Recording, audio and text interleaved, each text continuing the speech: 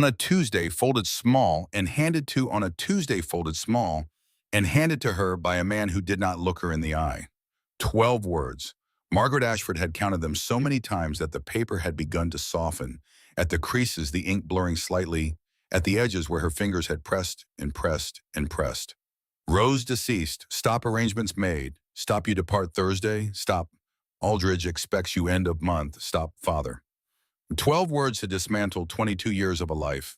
12 words to tell her that Rose was gone, that their father had already sold the debt, that she was the replacement shipment going west on the Thursday train.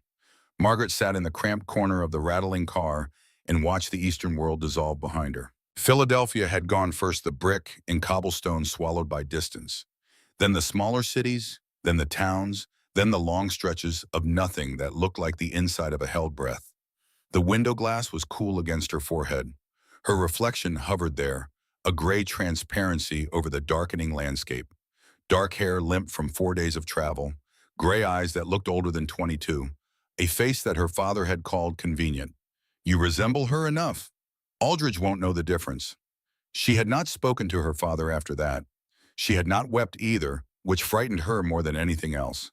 A woman across from her had been watching for the better part of an hour. She was perhaps 60, with steel-gray hair coiled tight against her skull, and eyes the color of old pewter, the kind of eyes that had seen enough of the world to stop being surprised by it. She had boarded in Chicago without a word and spent the first 3 hours reading a newspaper she'd already clearly finished.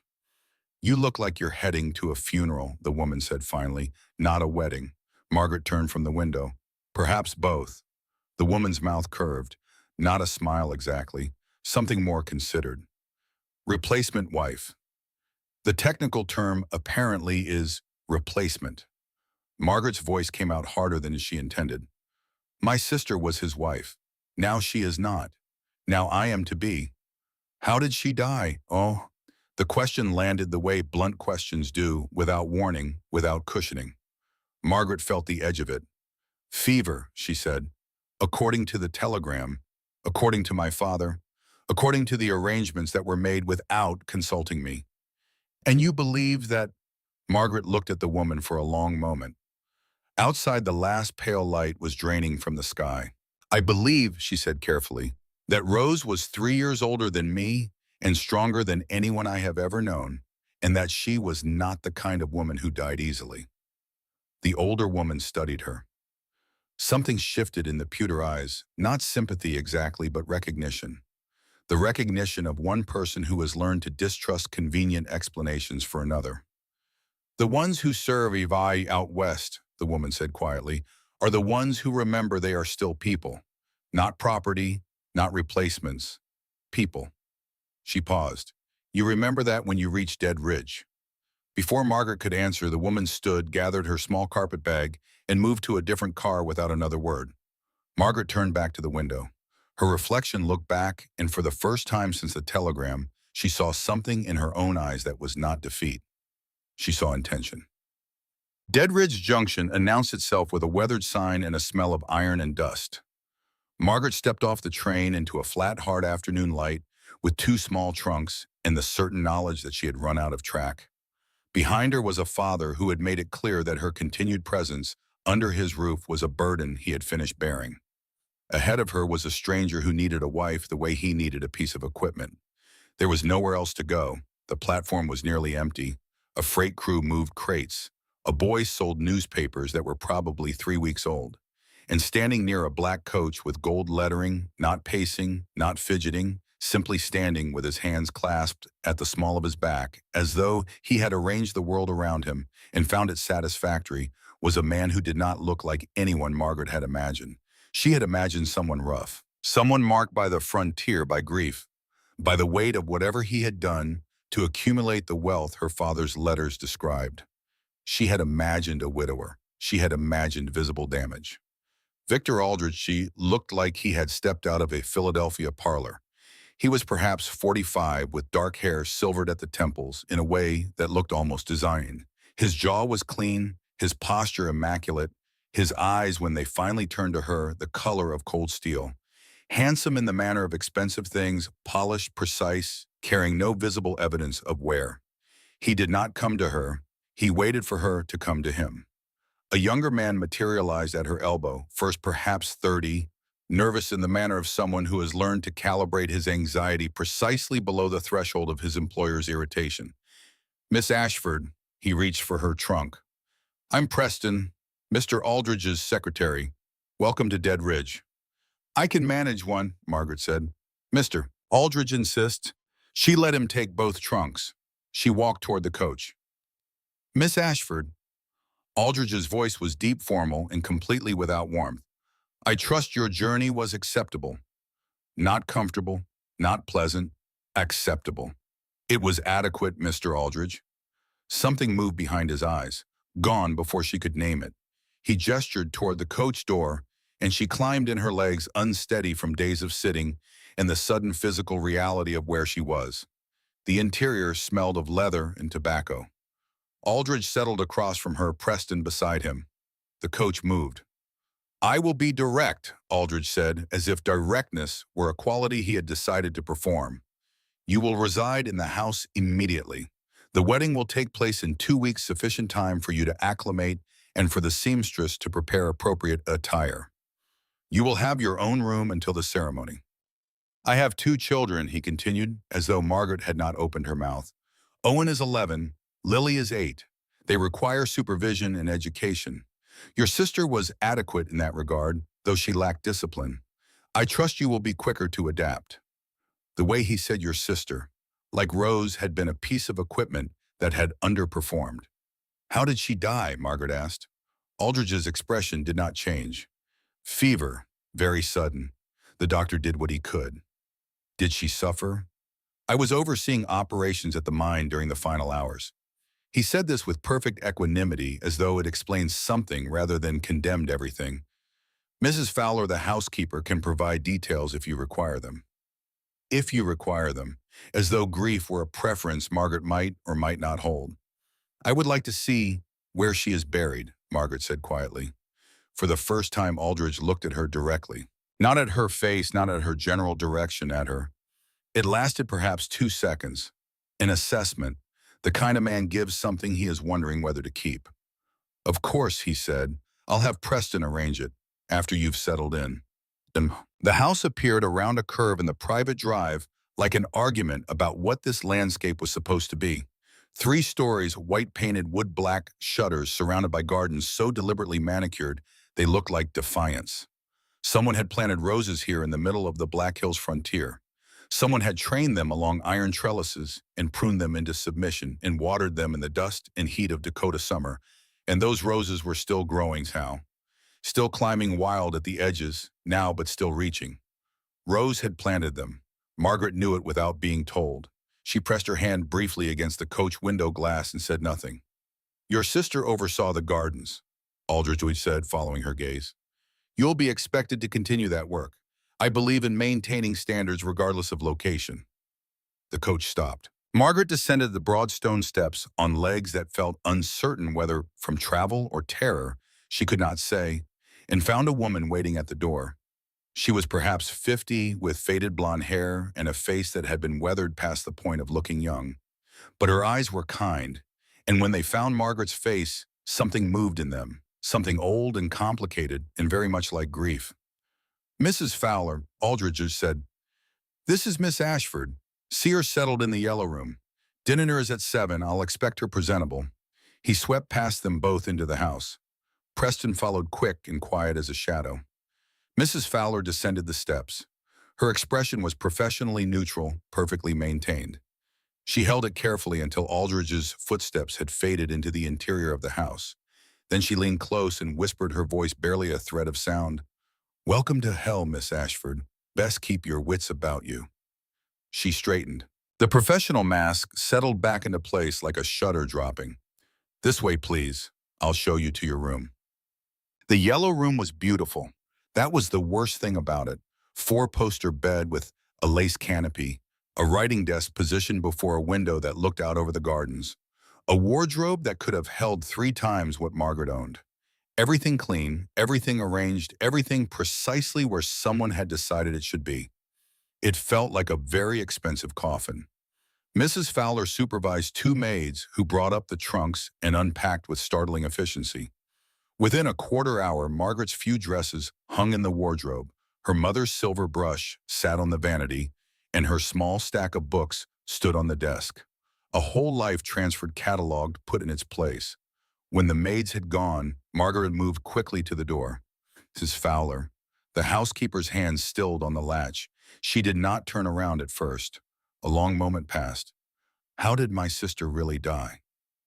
The silence stretched. When Mrs. Fowler finally turned, her expression was carefully empty. Fever, miss, like Mr. Aldridge said. And you believe that? Another pause. Longer this time. The housekeeper's gaze moved to the window, to the hallway beyond the door, back to Margaret. I believe, she said slowly, that asking too many questions in this house is dangerous. I believe you should focus on surviving the next 2 weeks. She hesitated. Then in a voice barely above breath, your sister's room is the blue one, 3 doors down. It has been locked since she passed. Mr. Aldridge keeps the key in his study top right drawer of the desk. He is always at the mine on Wednesdays until past dark. Margaret's heart was very loud in the quiet room. Why are you telling me this? Mrs. Fowler looked at her with those weathered, complicated eyes. Because Miss Rose was kind to me, and because you deserve to know what kind of house you are walking into. She reached for the door handle. Be careful, Miss Ashford. Your sister was careful, too. A pause heavy with everything she wasn't saying. It wasn't enough. The door closed. The latch caught with a soft, precise click that sounded like a cell locking. Margaret stood very still in the middle of the yellow room. Then she moved to the window, looked out at the rose trellises below, wild at the edges still climbing, and made a decision. The knock came before she had finished making it, soft, tentative, the kind of knock made by someone accustomed to being told not to bother. Yes. The door opened slowly and 2 children looked at her from the hallway. The boy was tall for 11 with his father's dark hair and a watchfulness in his eyes that belonged to someone much older. He held himself with the careful stillness of a person who has learned that unnecessary movement draws attention. The girl was smaller, fair-haired, with enormous blue eyes that held both curiosity and something that wanted very badly to be hope. You're Margaret, the girl said. It was not a question. I am. You must be Lily. The girl nodded seriously. This was Mama Rose's room before she went to the big room with Papa. Are you going to live in the big room too? Lily. The boy's voice was quiet, controlled. Don't ask things like that. Why not? Papa said she's going to be our new mama. Margaret crouched down so she was at eye level with both of them. I'm going to marry your father, but I can't replace your mother either. Reciproc your mother's. No one can do that.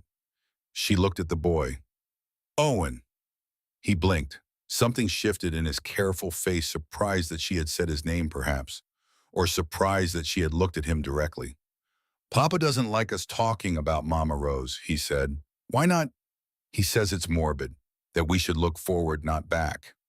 Owen's voice was flat, reciting, then more quietly, I think Papa doesn't like thinking about things he can't control, and death can't be controlled.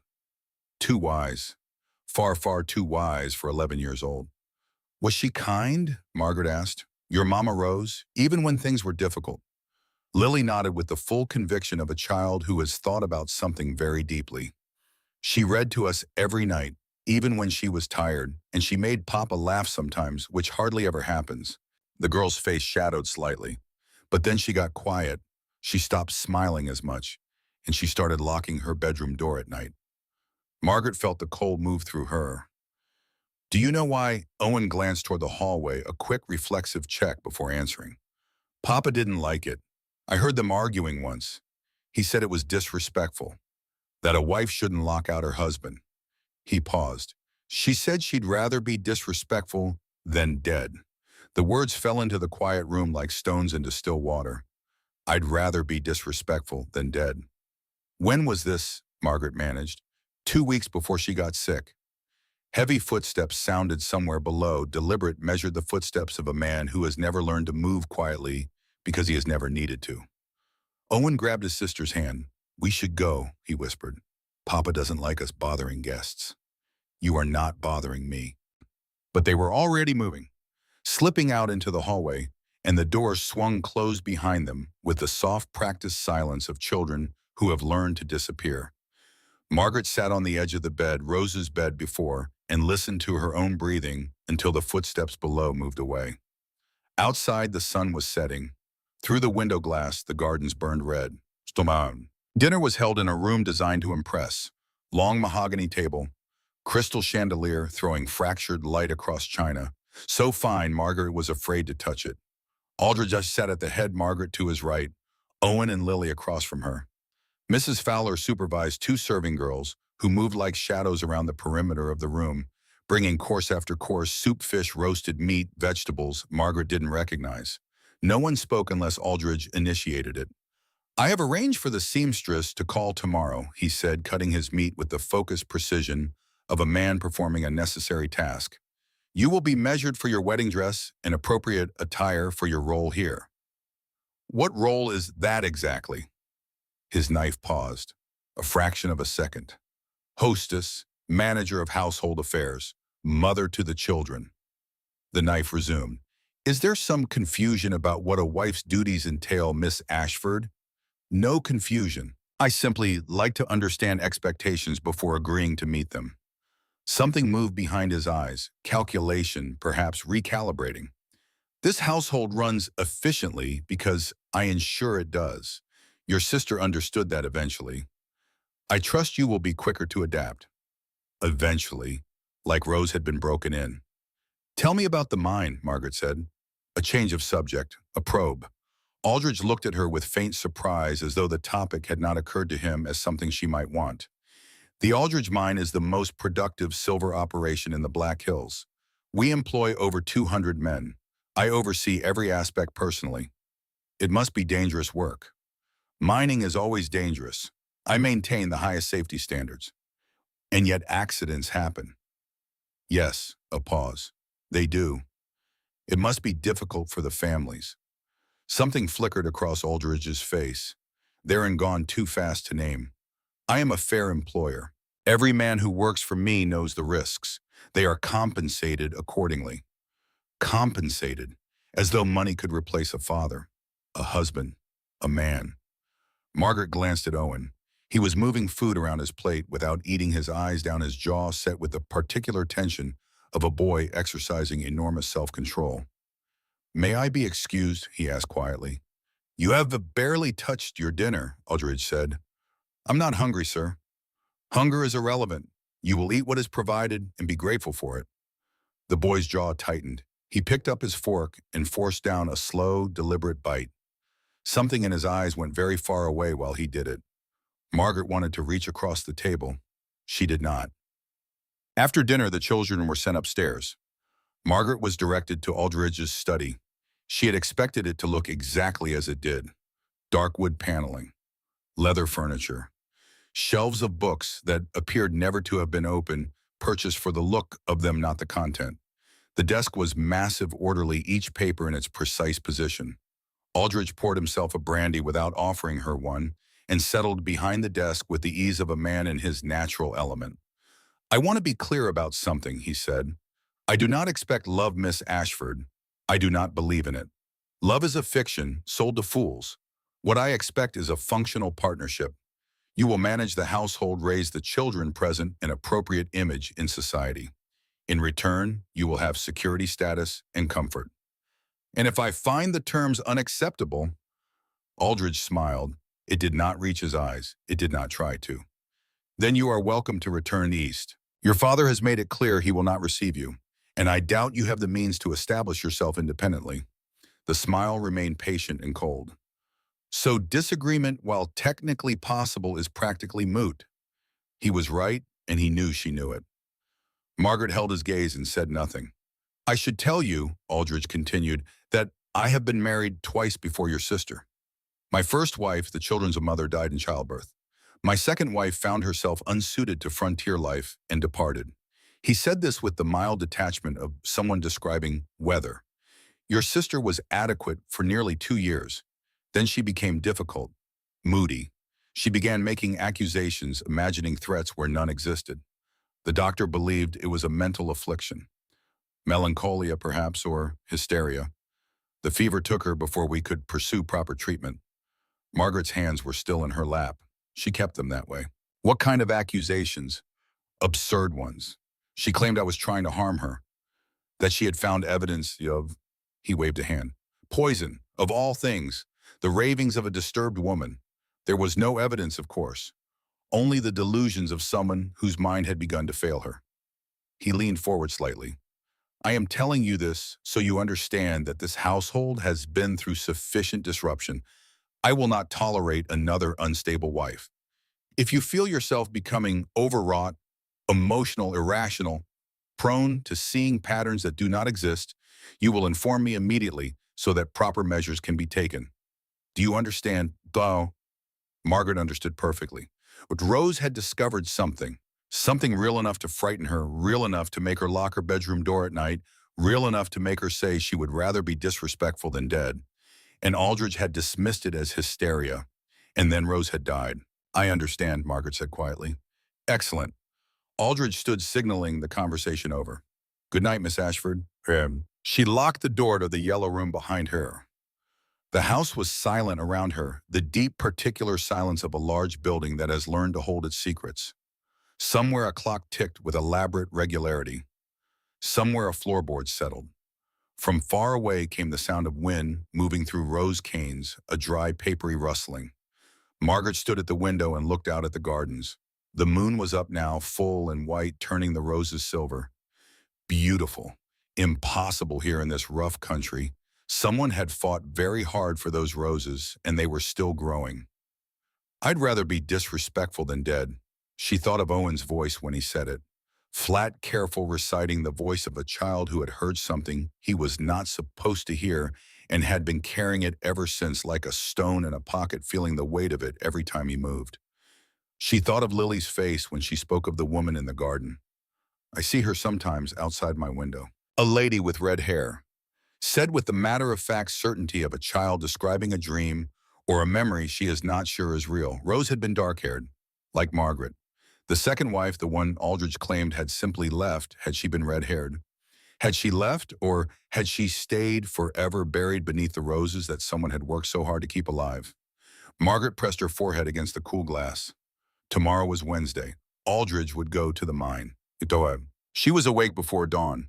The house exhaled when the coach pulled away. She felt it, the particular loosening of a space that has been held rigid by the presence of something dangerous. Servants moved with more ease. The maids stopped appearing and disappearing like startled creatures. Even Mrs. Fowler, when Margaret passed her in the hallway, walked with her shoulders slightly lower. Margaret waited until mid-morning, until the routine had settled into its ordinary shape. Then she walked to Aldridge's study. The door was unlocked. Of course it was. Arrogance had its own kind of carelessness. The desk was exactly as it had been at dinner, orderly, precise, every paper in its place. Margaret opened the top right drawer. Among spare nibs and a stick of sealing wax was a small brass key, tarnished dark along one edge. Her hands were not entirely steady. She took the key anyway. The blue room was 3 doors down from her yellow prison. Margaret had passed it a dozen times without touching the handle. Now she unlocked it and stepped inside. The air was close, stale, the air of a room that has been sealed for months and has had no reason to move. Dust lay over everything, the chair, the writing desk, the books stacked on the nightstand. But unlike the yellow room, this space held the residue of a life actually lived. A shawl draped over the back of the chair, dark wool still holding its shape. A small painting propped against the wall, 2 girls sitting under a tree, one braiding the other's hair, done in the careful amateur style of someone who had learned to paint because she loved it, not because she had talent. Margaret recognized the tree. It was in the garden behind their father's house in Philadelphia. She was the smaller girl, the one getting her hair braided. Rose was the one braiding it. She pressed her hand over her mouth and stood very still until the worst of it passed. Then she went to the desk. The half-finished letter was there just as she had somehow known it would be, addressed to their father, dated 3 weeks before Rose's death. Margaret read it with the careful attention of someone handling a wound. Dear Papa, I know you will not believe me. You never believe me about anything that matters. But I have to tell someone, and Margaret is too far away and I do not know who else to trust. Something is wrong in this house. Victor is not the man he presented himself to be. I have found it ended there. Mid-sentence, whatever Rose had found she had not managed to say.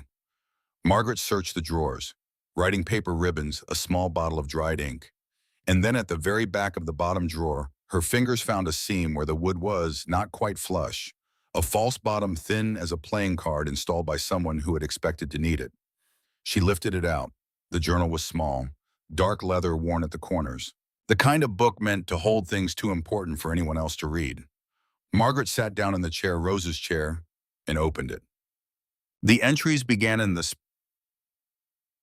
spring of 1882, optimistic, careful, written in Rose's neat hand with its slight leftward tilt. April 1882. Victor is formal but not unkind. The children are wary of me. Owen watches everything. Lily asks too many questions and does not understand why that is dangerous. I think this could work.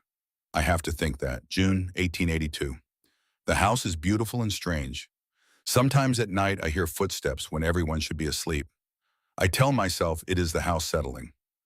I am not sure I believe myself. October 1882. Mrs. Fowler warned me today. Very careful, very quiet. She said to always eat from the serving dishes, never from anything prepared specifically for me. When I asked her why, she looked at the door and changed the subject.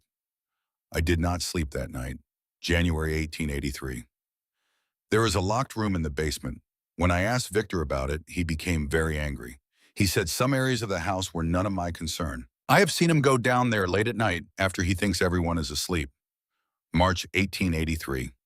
Mrs. Fowler told me something today. She said the first wife, Jane, the children's mother, did not die in childbirth as Victor claims. She died at 6 months after Lily was born.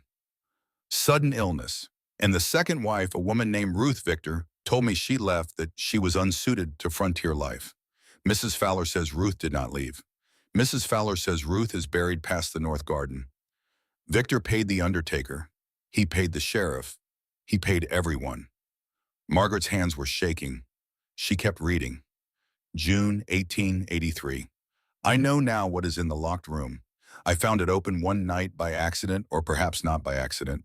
I do not know anymore. Poisons, arsenic, strychnine, things I do not recognize. Notes. Records of doses and effects written in Victor's hand, precise as an accounting ledger. 3 columns, 3 names, Jane, Ruth, and a third column with a name that is only initials, R. A Rose Ashford, her own initials. I am approaching 2 years, August 1883. I am careful now. I eat only what the other servants eat, drink only from bottles I open myself. Victor has noticed. He asks why I am being difficult about meals. I said my stomach has been troubled. He smiled, but his eyes were cold. I think he knows that I know. October 1883. I have to get out. But if I run, he will find me. He has connections everywhere, money enough to buy anyone's cooperation. And I cannot leave the children. Owen especially understands that something is wrong. If I vanish, who will watch over them? Who will make sure Lily is not afraid I am writing everything down? I have hidden copies in places he will not think to look. If something happens to me, if I disappear the way Ruth disappeared. The last entry was dated November of 1883, 3 weeks before Rose died. The handwriting was less steady. I have written a letter to Margaret. I will not send it. If I send it, Father will intercept it, and if Father reads it, he will sell her to Victor the same way he sold me, because she resembles me, because she is convenient, because he cannot afford to do otherwise. I will not put her in this house, but I have written the letter anyway. And I have given it to Owen, my careful boy, my old boy, who has been watching his father's patterns for 2 years and learning what I have been learning, who understands already that his father is a monster who carries the weight of that knowledge every single day without breaking. I have told Owen if anyone comes who might believe the truth, someone who loved me, someone who is not afraid, give them this letter. Because I can not get out in time, but maybe they can get justice that I could not. Margaret, if you are reading this, I am so sorry. I tried. I tried to protect you by not telling you. I tried to protect the children by staying. I do not know anymore if staying was brave or foolish. Perhaps both. But I have left you everything I found. It is enough. Take it to someone who cannot be bought. And please, please take care of Owen and Lily. They are innocent of everything except being born to the wrong father. I love you. I loved you when I braided your hair under that old tree and you complained it was too tight. I loved you every year after. I love you now. Rose Chitterbum. Margaret sat in her dead sister's chair for a long time. She did not cry. She was past the place where crying was possible. She was in a different place now, a colder, harder place with better visibility. A floorboard creaked in the hallway. Her head came up sharp, hand on the journal, heart hammering. But it was only Mrs. Fowler standing in the doorway with an expression of grim, weathered understanding. The housekeeper looked at Margaret, at the journal in her hands, at the open drawer with its lifted, false bottom. You found it, Mrs. Fowler said. You knew. It was not an accusation, just the shape of a fact. I suspected. Suspicion is not proof. And speaking against a man like Victor Aldridge in a town like Dead Ridge without proof. She stepped into the room and drew the door carefully closed behind her. It is suicide. There's more, Margaret said. She mentioned a buried box, evidence beyond the journal. Mrs. Fowler nodded slowly. Past the north garden wall, near the old fence post. She told Owen where it was. A pause. Owen has been keeping that secret for 3 months. 11 years old. Margaret looked down at the journal, at Rose's handwriting less steady near the end, at those 2 words, I love you. There's also a letter, Mrs. Fowler said quietly. Owen has it. He has been waiting very patiently, very carefully, in the way that boy does everything for someone to come who might be worth giving it to. Margaret closed the journal. What do I do, she asked, not helplessly, the question of someone taking inventory before a decision. Mrs. Fowler moved to the window and looked out over the garden, the roses, the north fence just visible at the far edge of the grounds. There is a man, she said. He works various ranches along the territory line. Sometimes, not often, he helps women who need to disappear. His name is Dace Harlow. He rides escort for the Rapid City stagecoach. The coach stops at Miller Station every Friday morning, 7 o'clock 20 miles west. She paused. Tomorrow is Thursday. Mr. Aldridge is hosting a dinner for his investors. The house will be full of strangers, the kitchen will be case, and he will be occupied from 7 until late. That is when I run. That is when you run. Mrs. Fowler turned from the window. I will have a horse ready in the north stable. Old and slow, but steady. You will have one chance, Miss Ashford. One window. What about you, when he realizes I'm gone? I have survived 15 years in this house by knowing how to lie convincingly. I will survive this too. The housekeeper's voice was steady, but her eyes were not. I did not help your sister enough. I waited too long. I watched and I said nothing, and she died in a room 3 doors down from where we are standing. Her jaw tightened. Do not let me fail twice. Margaret stood. She put the journal in the pocket of her dress where she could feel its weight against her side. She looked around the blue room, the shawl on the chair, the amateur painting of 2 girls under a tree, the dust that had settled over everything like a second skin. She said, I will come back for Owen and Lily. I know, said Mrs. Fowler. I mean it. I know that too. The housekeeper held the door open. Now go find your nephew before dinner. He has been waiting 3 months to give you that letter. She found Owen in the hallway outside his room, sitting against the wall with a book open in his lap that he was clearly not reading. When he looked up and saw her face, he understood immediately. Children who have been paying close attention always do. He stood without a word and held out a folded piece of paper. Mama Rose gave it to me before she got very sick, he said. She said to give it to someone who loved her and wasn't afraid. Are you afraid? Margaret took the paper. Yes. Owen nodded as though this was the right answer. Mama Rose said being afraid doesn't mean you can't still do the right thing. She said the only people who are never afraid are people who aren't paying attention. Margaret unfolded the paper. It was a map, simple, careful, drawn in Rose's slightly unsteady hand. The house, the gardens, the north fence, and near the old post marked with a small cross the box. There was also a note at the bottom, 4 words in Rose's writing, don't bury it again. Do you understand what your father is? Margaret asked. Owen's face did not change. His eyes were very old. Yes, he said. I've known for a long time. I just didn't know how to prove it, and I didn't know how to keep Lily safe if I tried. He looked at the map in her hands. You're going to run tonight.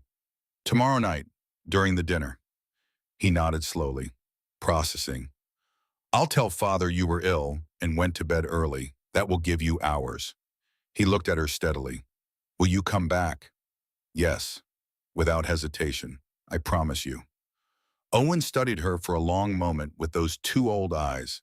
Then he said, Mama Rose made promises too. She kept them as long as she could.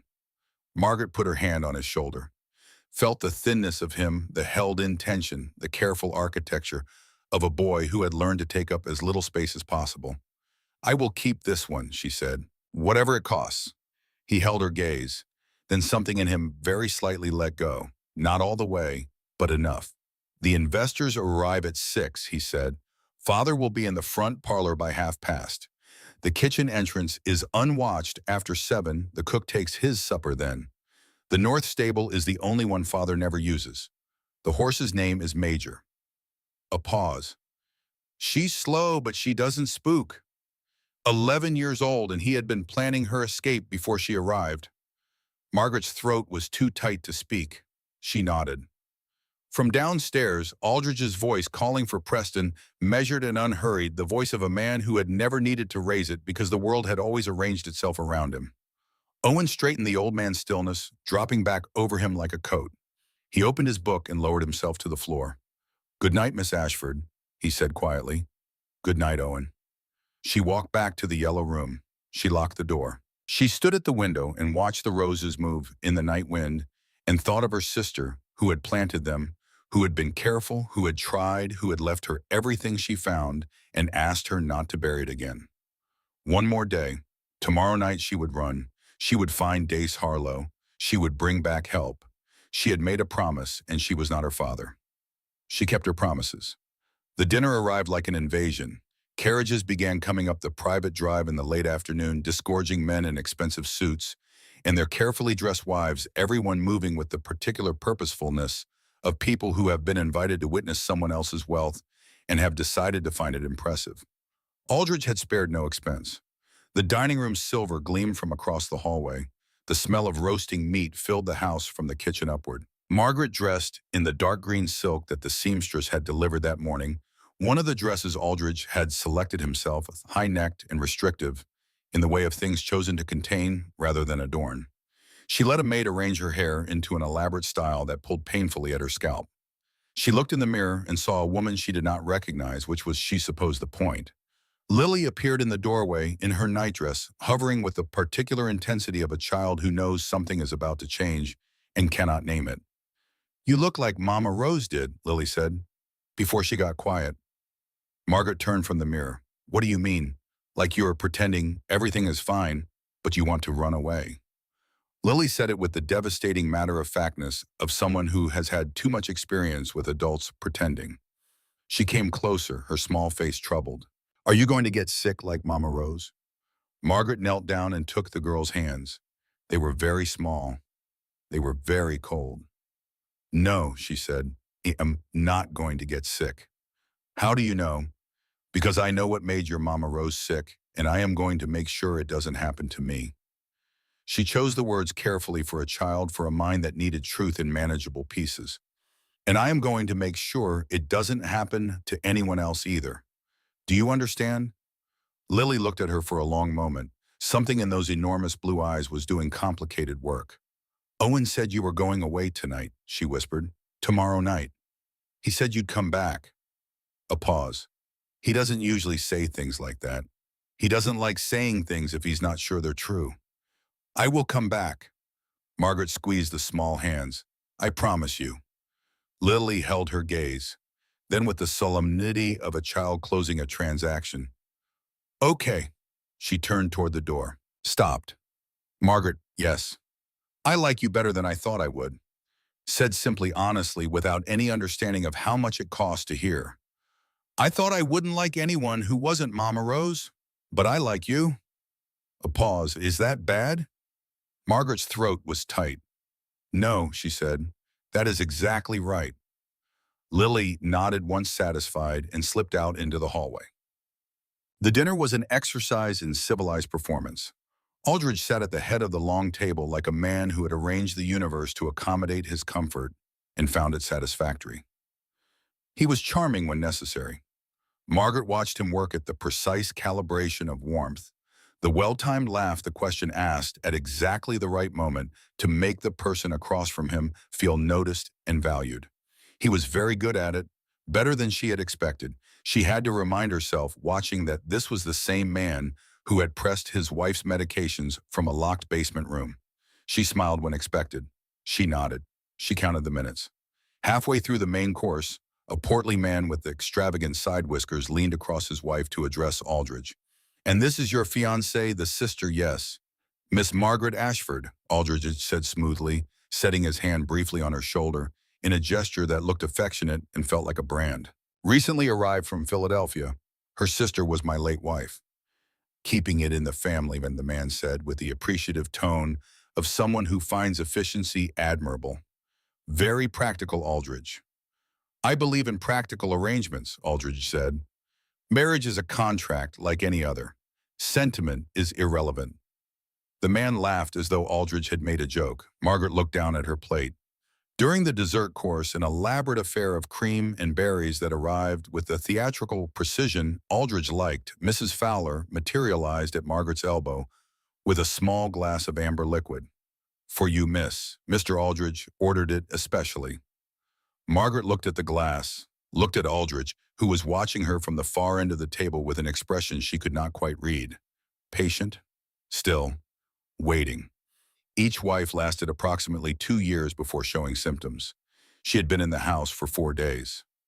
"How thoughtful," she said. She picked up the glass and brought it toward her lips, then let her hand catch the edge of her dessert plate as she rose, apparently startled by something her neighbor had said. The amber liquid spilled in a graceful arc across the white tablecloth, staining it gold. "Oh, how dreadful of me." She reached for her napkin, her voice full of social distress. "I am so sorry, I don't know what." In the flurry of servants moving to address the spill, in the general murmuring and reassuring, Margaret slipped away from the table. She did not look back. She could feel Aldridge's gaze like a hand at the back of her neck, but she did not look back. Mrs. Fowler was at the base of the stairs.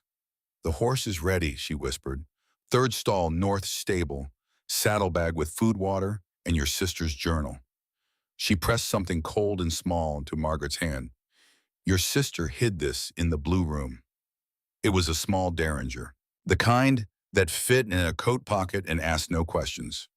Margaret closed her fingers around it. "How did Rose know how to your father?" Mrs. Fowler allowed herself a thin, dry expression.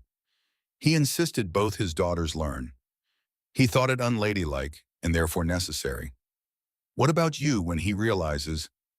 "I have survived this house for 15 years by knowing how to lie convincingly. This will not be the hardest lie I have told here." The housekeeper's voice was steady, but her hand found Margaret's wrist for just a moment, brief and fierce, before letting go. "Don't thank me yet. Ride fast. Don't stop until Miller Station. And Miss Ashford." A pause. "If you find him, Harlow, tell him the children are still inside. He'll understand what that means." Then Mrs. Fowler turned back toward the dining room, and her professional mask settled over her face like a shutter dropping, and she was just a housekeeper managing a dinner party. Margaret went upstairs. "Mr." She changed in less than 3 minutes the brown wool dress she had packed at the very bottom of her trunk for exactly this reason, plain and dark and unlikely to catch the eye. She pulled her hair back hard against her skull, tied it flat. She took the journal, the map, the derringer, her mother's silver brush, and what little money she had, and put them all in the small leather satchel she had prepared that morning with the unhurried attention of someone who has decided what she is doing and only needs time to do it. Then she went to find Owen. He was in the hallway, already awake, already waiting. He had heard her door open. He was wearing his night clothes and holding a lamp very low, its light barely enough to see by. "I'll tell him you were taken ill," Owen said, "that you went to bed with a headache.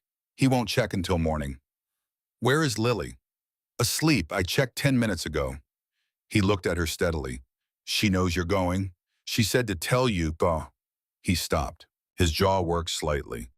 She said to tell you the roses need water every 3 days in summer, in case you wanted to know for when you come back. Margaret put her hand on his face briefly, just once, just to give him something real to hold. Stay close to Mrs. Fowler, she said. Don't let them separate you from her. Don't eat anything that wasn't prepared in front of you. Do you understand? I have been doing that for 14 months, he said simply. I know. You have been extraordinary. Her voice broke slightly on the word. She did not try to stop it. You are going to be all right. He held her gaze. In the low lamplight, his face looked very young and very old at the same time. Go, he said, before the dinner breaks up. She went.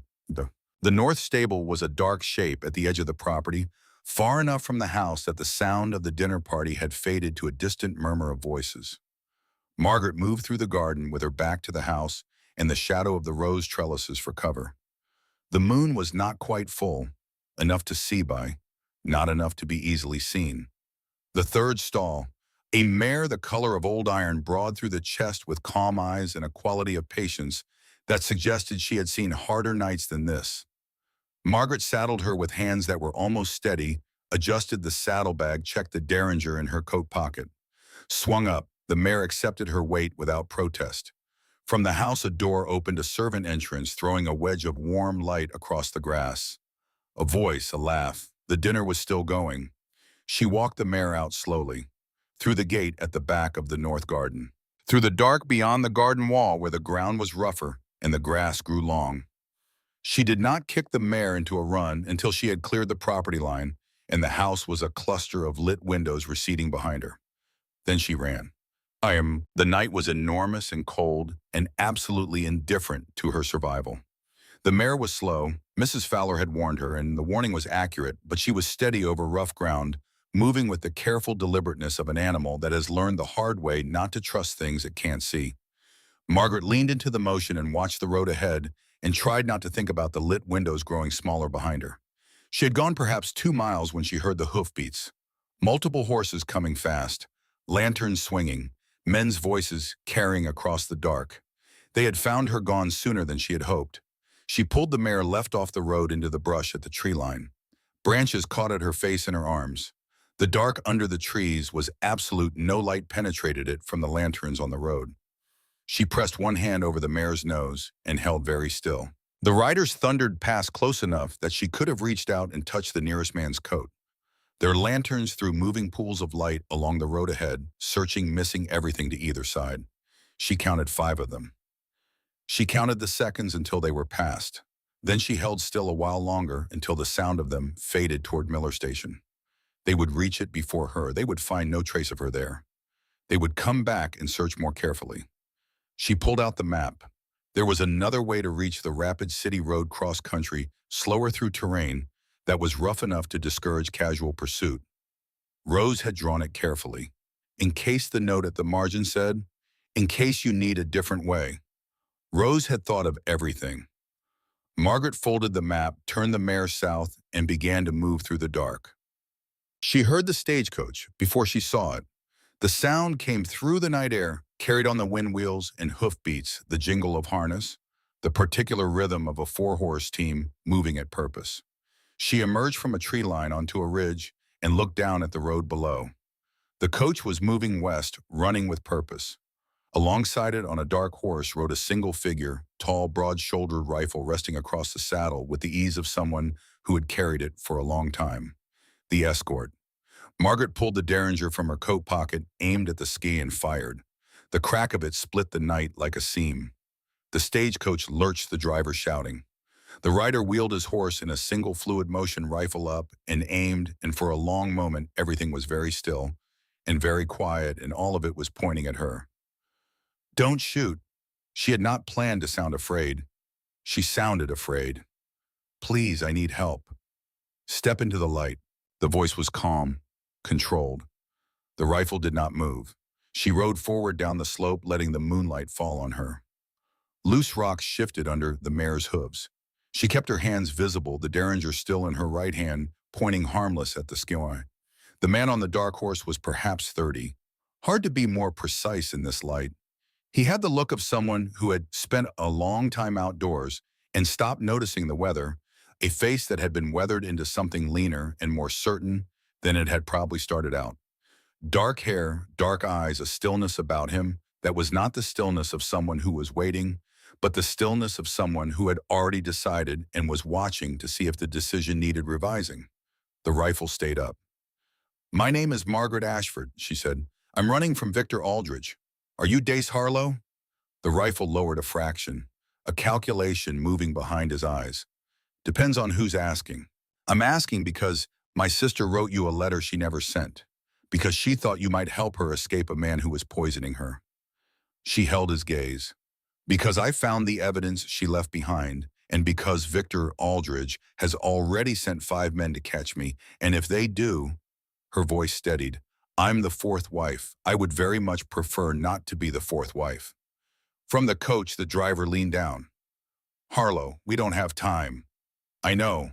He studied her for another 3 seconds. Then he said, "Get into the coach." "What?" "Get in the damn coat, Miss Ashford. Give me your horse and get in." She did not argue. She slid off the mare, grabbed the saddlebag, scrambled up the coach step, and through the door. Inside, an elderly woman and a businessman stared at her with identical expressions of controlled alarm.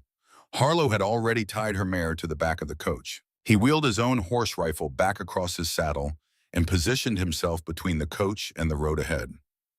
"Driver," his voice carried without effort, "when I say run, you run. Don't stop until you're past the county line." 5 lanterns appeared on the road behind them, moving fast. The men from Aldridge's mine were not subtle about it.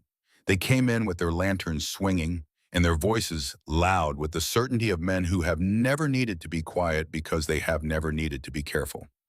The lead rider was a thick man with a mine foreman's build, broad used to authority, used to being the largest presence in any situation. "Stop that coach," he called out. "We've got a fugitive." Harlow's rifle was already up. "This is a federal mail run. You have no authority here." "We've got authority from Victor Aldridge. That's all the authority we need in this territory." "Then you don't know much about how law works outside of Dead Ridge." The voice was quiet and even and absolutely without compromise. "This coach runs under federal contract.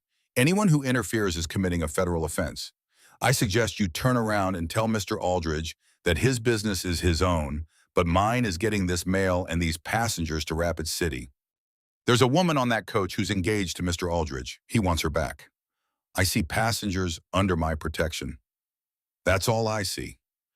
Inside the coach, the elderly woman had taken Margaret's hand without asking and was holding it very firmly. Margaret was grateful for this. Her own hands were shaking. The foreman's hand dropped toward his gun. From inside the coach, Margaret could see Harlow's rifle track the movement. "Hard it is, then," Harlow said without raising his voice. "But think carefully about your next move. I am a fair shot. There are 5 of you. Those are even odds, except I'm the one being paid to be here and you're the ones breaking federal law." A silence. Wind moved through the grass. Somewhere a night bird called once and went quiet. One of the younger riders said almost to himself, "Maybe we should go back. Tell Mr. Aldridge we lost the trail. He can send word to Rapid City." The foreman turned on him with a look that would have cowed most people. But the younger man held his ground, and 2 of the others shifted slightly, and the foreman, calculating, read the arithmetic of the moment. He spat in the dirt. "This ain't over, Harlow. Aldridge is going to hear about this." "I'm sure he will. Now get off the road before I decide you're obstructing federal business." The riders turned. One by one, then all together, they went back the way they had come, their lanterns receding until the dark swallowed them. Harlow watched them go, rifle steady, until the last light vanished. Then he rode back to the coach. "Driver. Calm. Unhurried. Move." Oh. The coach rolled through the night, carrying Margaret away from Dead Ridge. She sat in the swaying dark with the elderly woman's hand still holding hers, and felt the shaking work its way through her in slow, thorough waves, the body reporting belatedly on everything it had been carrying for the last 4 days. The businessman had retreated behind his newspaper. The elderly woman had not said a word since Harlow had ridden away, but she had not let go either. At the next way station, just after sunrise, the passengers transferred. The elderly woman finally released Margaret's hand, gave her a long look that contained several things, and said simply, "Remarkable, dear. before boarding the station coach with the bearing of someone who had seen enough of the world to know when to stay out of it. Harlow was already off his horse talking to the station keeper. He gestured for Margaret to follow him around the side of the building without looking at her directly. She followed. He leaned against the rough wooden wall and looked at her. The morning light was harder than the moonlight had been. It showed the lines around his eyes, the set of his jaw, the quality of a face that had given up on looking easy. "You look like hell," he said. "I feel considerably worse." He pulled a canteen from his belt and held it out. She drank cold water, tasting of metal and the particular mercy of having made it through the night. "Tell me what you're running from," he said. "All of it, not the version you'd tell a stranger." She told him, all of it. Rose's journal, the false bottom in the drawer, the locked room, the names in the 3 columns, Ruth buried in the north garden under the roses, the children, Owen's map, the box of evidence still buried near the fence post which she had not had time to reach before the dinner broke up and the riders came. She watched his face while she spoke. He listened the way people listen when they already know how to do something about what they're hearing. Not with horror, not with disbelief, but with a quiet, grim attention. When she finished, he was quiet for a moment. "You don't have the pasta," he said. "I couldn't get to it. The dinner ended early. I had to move." "So the physical evidence is still on Aldridge's property?" "Yes, in the journal." She touched the satchel. "In Rose's letter and the map Owen gave me, and everything that was in the false bottom of the drawer." She met his gaze. "It's enough. I know where it all is. If I can get to someone with the authority to act on it, taking this to the Marshall and Rapid City won't work." He said it without inflection, like a fact about the weather. "Aldridge owns that office, has for 4 years. Margaret felt the cold move through her. "Then where?" "Denver. There's a federal judge there, Silas Holt. Old man, difficult. Not interested in anyone's money, which in the territories makes him a genuine rarity." He straightened from the wall. "But Denver is 400 miles and Aldridge is already sending telegrams. Every station, every road. He will put a price on you." He looked at her steadily. "You understand what you're up against." "I understand I have no other option." "You understand it's not just Aldridge you're running from. It's the system he's bought." "I understand." She held his gaze. "Mrs. Fowler said to tell you the children are still inside. She said you'd know what that meant." Something moved across his face. Brief control gone, almost before it registered. "Help me," she said. "Please." She said you helped women before women who needed to disappear. "Help me get to Denver. Help me make sure my sister's death meant something." Dace Harlow looked at her for a long moment. The morning light was full on his face now, and she could see the things she had not been able to see in the dark that he was carrying. Something had been carrying it for a long time, and that it had not become easier to carry with the years. "You know I'm not doing this out of altruism," he said. "I don't care about your reasons." "You should." He pushed off the wall. "Aldridge and I have history. This is about more than your sister." He looked away briefly toward the road, the empty horizon. 7 years ago, I was a federal investigator. Mining safety. Aldridge owned the Silver Fork mine. 12 men died in a collapse, and the evidence pointed directly to deliberate negligence. I was 3 days from filing my report. He paused. Before I could, Aldridge arranged for evidence of bribery to be placed in my office. My name on payments I never received from operators I had never met. I was removed from the case and discharged from the service. Another pause. The Silver Fork families never got justice. I have been trying to figure out how to get it for them ever since. Margaret was quiet for a moment. "And you think this?" "I think Aldridge has made enemies he doesn't know about in places he hasn't looked. I think your sister's evidence, combined with what I know, is enough to put him in front of a federal judge and keep him there." He looked back at her. "But only if we get to Denver alive, and only if we move now." "Then let's move," Margaret said.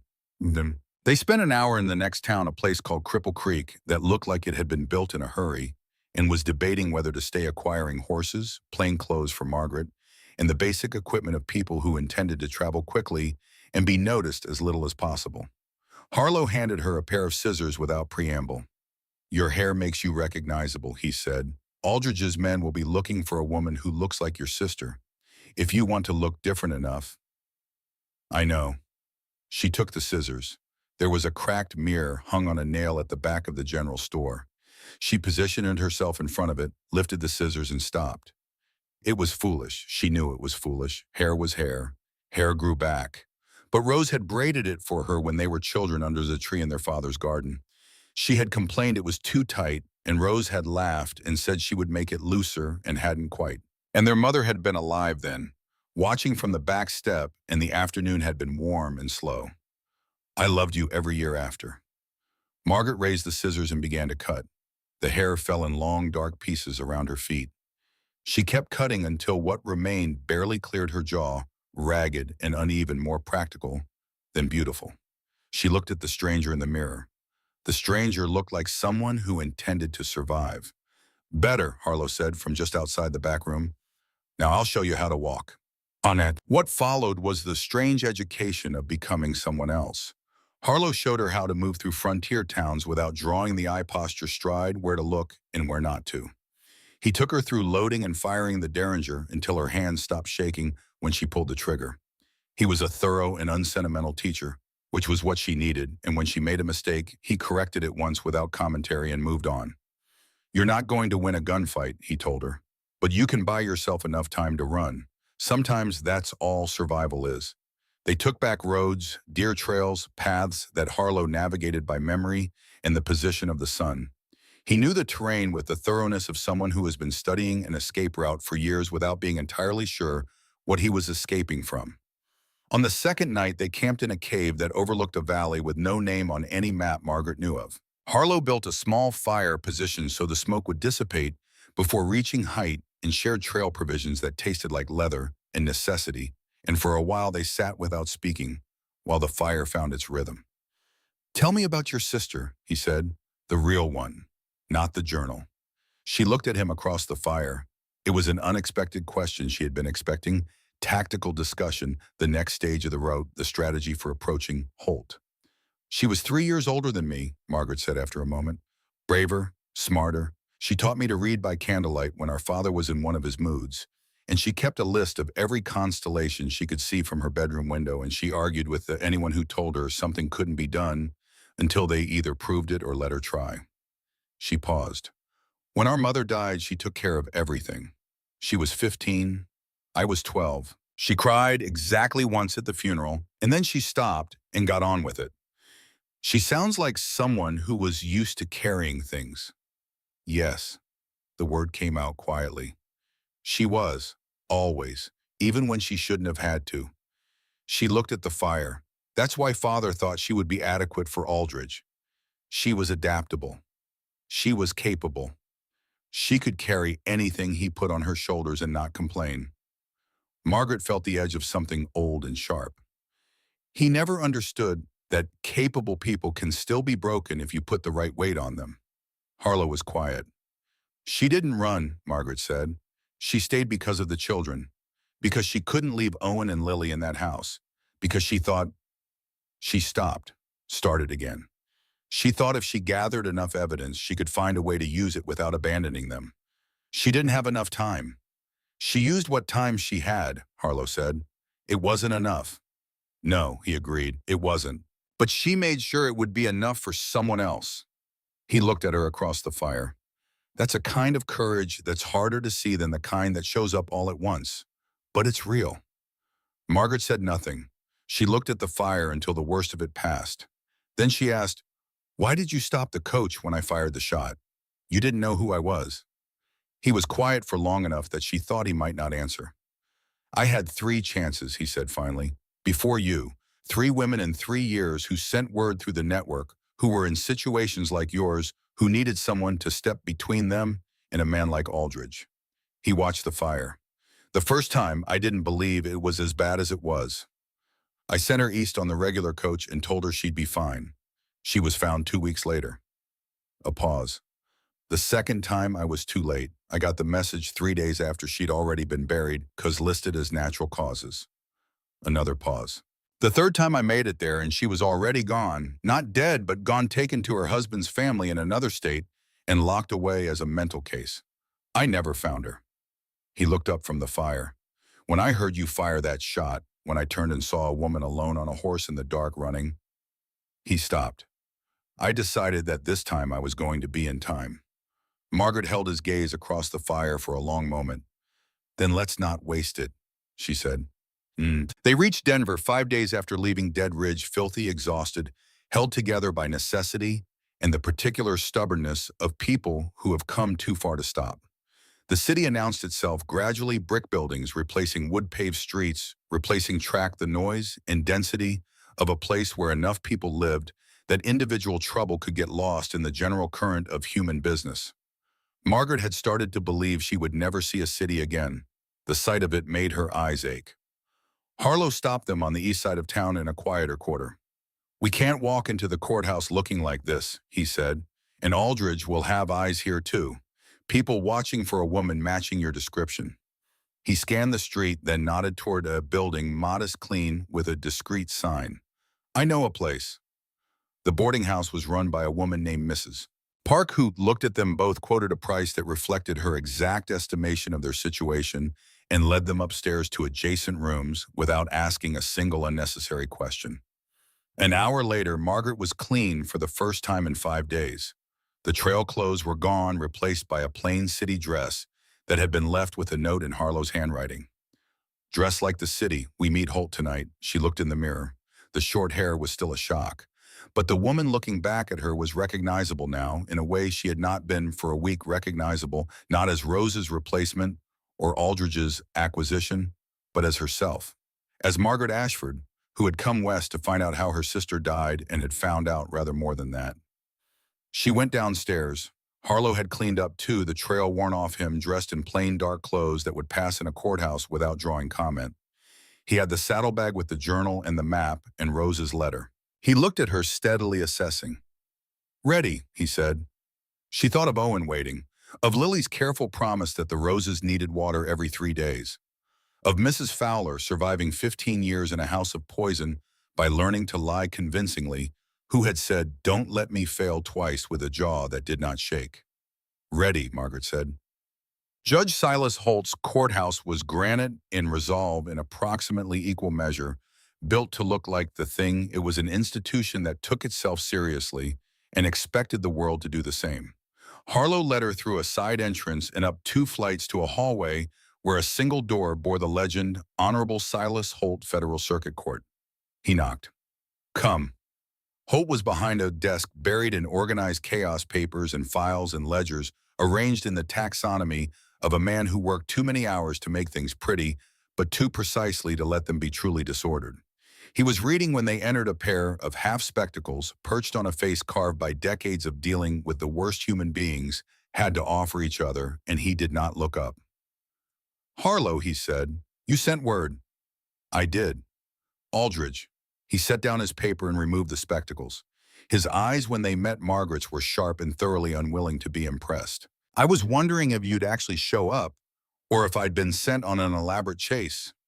Margaret stepped forward. "I'm Margaret Ashford," she said. "Victor Aldridge murdered my sister and at least 3 other women. I have evidence." She opened the satchel, spread the contents across the desk, the journal, the map, Rose's letter, and every document she had been carrying since Dead Ridge.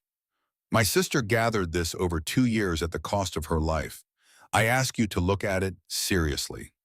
Holt picked up the journal first, opened it to the early entries, then the later ones, moved on to the map, the letter, read everything with the slow, methodical attention of someone who has long since learned that patience at the beginning of a process saves grief later. The silence went on for a long time. Margaret did not fill it. Finally, Holt set down the last paper. He looked at Harlow, then at Margaret. "The buried box," he said. "You don't have it." "No, I know where it is. With a warrant, you can send men to recover it. Without it, everything here is circumstantial. Your sister's journal is compelling, but it's the journal of a woman who was being systematically poisoned by the man she was accusing. His lawyers will argue she was not in her right mind." "I know," Margaret said. "That is why I need you to move quickly before he has time to move it or destroy it, and before he decides the children are liabilities." Holt went very still. The children. Owen and Lily Aldridge, 11 and 8. Owen has been protecting his sister in that house for over a year. He gave me the map. He understands exactly what his father is. She held Holt's gaze. An 11-year-old child should not have to be the last line of defense for his 8-year-old sister. The judge was quiet for a long time. "I'll issue the warrant," he said finally. "But I warn you, Miss Ashford, serving it will not be easy. Aldridge will fight this with every resource he has. He will challenge the Warren attack, your credibility attempt to discredit your sister's documentation." He looked at her steadily. "And between now and the moment it is served, you are both in considerable danger. Aldridge will know by tomorrow morning that you've reached Denver." "He may already know," Harlow said. "Then you do not leave this building tonight." Holt reached for his pen. "I will have the warrant prepared by morning. Federal marshals will ride for Dead Ridge at first light." He looked at Margaret. "And someone will need to go for the children." "I have someone in mind," she said. "Someone Aldridge won't be able to refuse without showing his hand." "Tell me." "Reverend Marsh," she said. "He runs the church at the edge of Dead Ridge. Rose mentioned him in the journal, one of the few people in town who didn't seem afraid of Aldridge. Religious men are harder to buy, and they have communication networks outside official channels." Holt considered this, then nodded once. "Write out everything you know about him. I'll write a message through the diocese." He pulled a fresh sheet of paper across the desk. "We begin tonight, Miss Ashford. We will not be done quickly, but we will be done correctly." Margaret sat down. She took the pen he offered, and she began to write. Well, they stayed in secure rooms at the courthouse, Harlow in the hallway outside her door, sitting in a chair, with his rifle across his knees, not sleeping. Margaret lay on a narrow cot in the dark and stared at the ceiling. She thought of Owen's face in the low lamplight. She thought of Lily's voice saying the roses needed water. She thought of Mrs. Fowler at the door of the Blue Room saying, "Don't let me fail," twice and meaning every word of it. She thought of Rose in the last entry of the journal, writing a letter she would not send and giving it to an 11-year-old boy to carry. "I couldn't get out in time. But maybe they can get justice that I could not." She had gotten out in time. Now came the harder part. The trouble started at dawn. Margaret was jolted awake by shouting in the street below and the sound of glass breaking, and she was already at the window with the Derringer in her hand when the door opened and Harlow came through it, already dressed, already armed. "They found us," he said. "3 men professionals, not mine workers. Get your things." "How?" "Later." He was already moving toward the door. "Back staircase." She grabbed the satchel, followed him. Behind them, heavy boots on the main stairs. The back staircase was narrow and steep and smelled of old wood and cold stone, and they went down it fast, Margaret's hand on the wall for balance.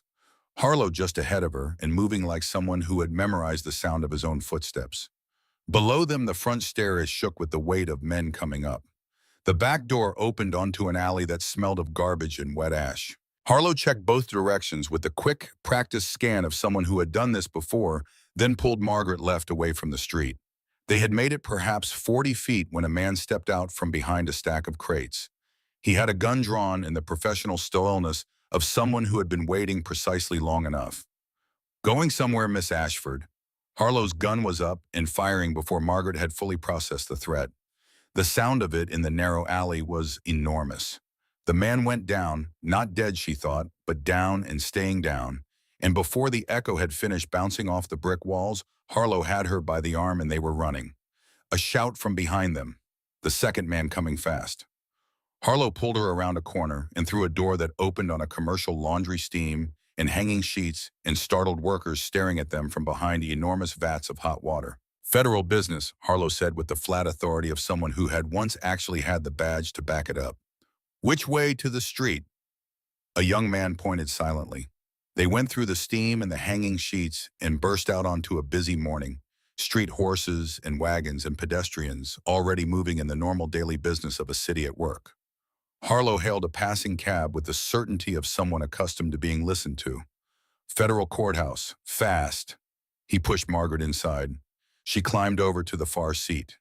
He followed, pulling the door shut, and the cab lurched into motion. "They'll follow us right to Holt," Margaret said. "That's the point." He was checking his gun, reloading with practiced efficiency. "Once we're inside the courthouse, they can't act without creating a scene Aldridge can't afford. He might own territorial law, but federal property is different." He glanced at her. "Question is whether we get there before they catch up."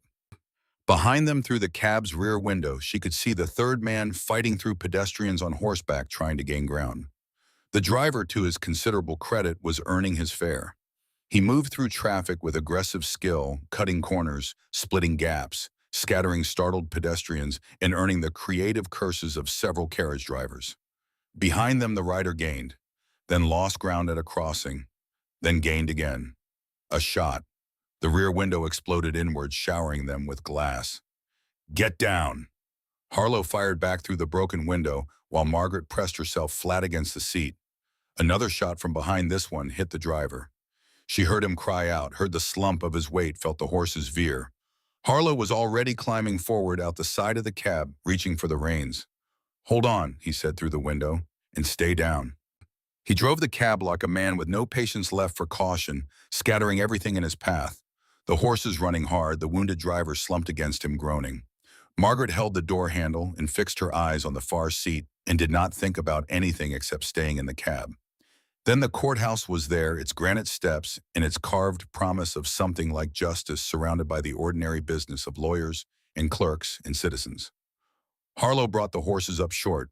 They screamed. He was already shouting, "Get inside, don't stop until you're with Holt." She scrambled out of the cab and ran. Behind her, she heard more shots heard. Harlow's voice, heard the sound of hoofbeats on stone, and then she was through the courthouse doors and nearly into a federal marshal who was coming down the stairs with a stack of papers and an expression that shifted rapidly from irritation to alarm. "Help," Margaret said. She was out of breath, glass in her hair. Outside, men with guns. They were sent by Victor Aldridge. The marshal's hand went to his weapon. "You're the Ashford woman." "Yes." He turned and shouted back into the building. Margaret heard the phrase active threat, protect the witness, and then everything happened very fast in the way that things do when trained people with authority decide to move. She stood in the lobby and breathed while the marshals went past her and into the street. Harlow came through the door a minute later. He was bleeding from a cut on his forehead and his coat was torn, but he was upright and walking with purpose, which was more than she had hoped for. "3 captured," he said. "1 wounded." Behind him came a marshal. "Judge Holt wants you both upstairs." Holt's office in daylight looked smaller than it had the night before, or perhaps fuller. Every available surface seemed to be occupied by the evidence of a man conducting too much business at once. Holt himself looked the same as he always looked, which was to say, old, difficult, and disinclined to be distracted from the matter at hand. "Sit down," he said before they could speak. "Both of you." He set a paper on the desk in front of them. "One of my clerks, a man I have trusted for 4 years. He sent a telegram to Dead Ridge last night within an hour of your arrival. Aldridge had professional men here by dawn." Margaret stared at the paper. "Then he knows everything," she said. "He knows about the warrant. He knows about the evidence. He knows we're here." "Yes," Holt's expression was grim, "which means he has 2 options. He can run or he can make a stand. And knowing what I know about Victor Aldridge—" "He will make a stand," Harlow said. "He has already." Holt reached for a second paper, a telegram received that morning. "He returned to Dead Ridge last night. He has hired private security and fortified the property. He is publicly challenging the warrant on grounds of fabricated evidence and conspiracy to seize his assets. He is also, through his lawyers, making very precise noise about the mental instability of my witness and the unreliability of a journal kept by a woman who died of fever." Margaret felt cold. Can he make that stick? With enough money and the right lawyers in the right courtroom, he can make anything take long enough to become inconvenient. That is his strategy: delay, discredit, wait for the public interest to move on. Holt looked at her. "We need the box your sister buried." "I know. We need it recovered from Aldridge's property before he finds it and destroys it." "I know." She met the judge's gaze. "But marshals can't get to it before he would notice they were on the grounds. He would destroy it in the time it takes them to reach the North Garden." She paused. "But there is a way." Harlow turned to look at her. "He wants to meet me," she said. "He wants to negotiate. He believes women can be bought or frightened or talked into doubt. He believes I came here out of grief and recklessness, that I will lose my nerve when confronted with the reality of his resources." She looked at Holt. "He is wrong, but I am willing to let him believe he is right." The silence in the office was absolute. "No," Harlow said. "Dace, He will kill you. That is not a figure of speech. He has killed 4 women and more men than we can currently count, and he will walk you into that house and you will not walk out. Not if I go prepared. She held his gaze steadily. Not if there are marshals surrounding the property. Not if Mrs. Fowler is inside to open the gates at the right moment. Not if you are close enough. She turned to Holt. You said you needed something to force his hand. This does it. He agrees to meet me and lets his guard down, or he refuses and condemns himself. And if he meets me and speaks freely, she touched the satchel. Whatever he says is on record. Holt considered this for a long time, his face entirely still. There is a recording device, he said finally. New technology. I requisitioned it from Washington last year for exactly this sort of situation. He looked at her steadily. It can be concealed in a small piece of jewelry. Everything within 10 feet will be captured. Then send his lawyers a message. Margaret sat back. Tell them Miss Ashford has reconsidered. Tell them the strain of the case has been considerable and she would like to discuss a private settlement. Tell them she asks only for a conversation alone, no lawyers, no witnesses. Harlow stood up. This is the stupidest. It is the only plan we have. She looked at him, not with apology, with the specific directness of someone who has already done the calculation and knows the answer. He will not expect me to be the trap. He has never considered that I could be the trap. In his mind, I am precisely what he ordered a woman with no options, no allies, no plan. That is what he believes. She paused. Let him. Harlow sat back down. His jaw was tight. His hands were flat on the arms of the chair. She's right, Holt said quietly. She might be killed. She might be. So might the children if we wait. Holt looked at him steadily. What do you need to make this safe? Harlow looked at the ceiling for a moment, then back at Margaret. The expression on his face was something she had not seen there before, not the calm of someone who had already decided, but the specific, unwilling look of someone being overruled by a logic they cannot argue with. Marshals on every perimeter, he said. So, someone inside the house, I'll want to talk to Mrs. Fowler. The recording device on a visible piece of jewelry, something she would naturally wear, and a signal. He looked at Margaret. Something you can do from inside the house that tells me to come through the door. I'll break a window, she said. Harlow was quiet for a moment. All right, he said. All right. Baika. The response from Aldridge's lawyers came within 3 hours. Victor Aldridge would receive Miss Ashford at his residence. Alone to Ferris. No lawyers and no marshals, no witnesses. He looked forward to resolving this unfortunate matter in a civilized fashion. He can't help himself, Harlow said, reading the reply. No. Margaret agreed. He can't. He is a man who believes he has always won, and he believes he always will, and nothing that has happened yet has sufficiently demonstrated otherwise. She folded the letter. That is his weakness. So, the night before she left for Dead Ridge, she went to find Owen and Lily. They were in the safe house 2 streets from the courthouse. Reverend Marsh had reached Dead Ridge and removed them under the guise of an evening church service, driving through the night on back roads that Aldridge's men hadn't thought to watch. They had arrived in Denver that morning small and tired, and with the particular stillness of children who have been frightened for a very long time and are only beginning to understand that it might be safe to stop. Lily ran across the room and threw herself at Margaret so hard they both nearly fell over. Margaret held her. She felt the girl's body shaking, not crying exactly, but releasing something that had been held in very tightly for a very long time.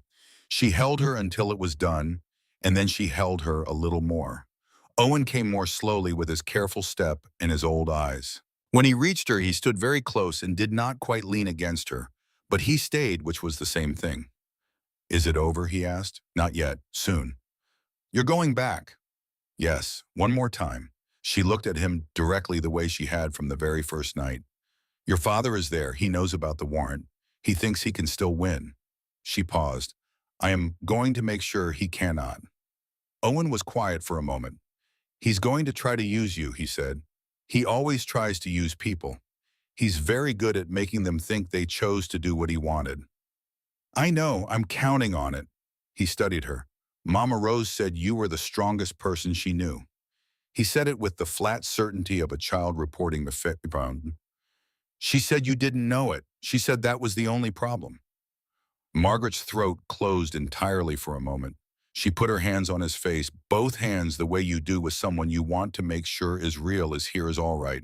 I know it now, she said. He held her gaze for a long moment. Then with the gravity of someone making a formal declaration, come back. I will. I know. He stepped back, composed himself. The box is near the old fence post at the north garden wall. There's a white stone marker Rose put there, about 8 inches down. Mrs. Fowler will take the marshals there. Good, he did. He glanced at his sister, who was still close to Margaret's side. Lily asked me to tell you something. She said to tell you that she painted a picture of you in the family. Margaret looked at Lily. Lily looked up at her with those enormous blue eyes. You're in it with Mama Rose, she said simply. I put you both in it because you are both our family, even if one of you is somewhere else now.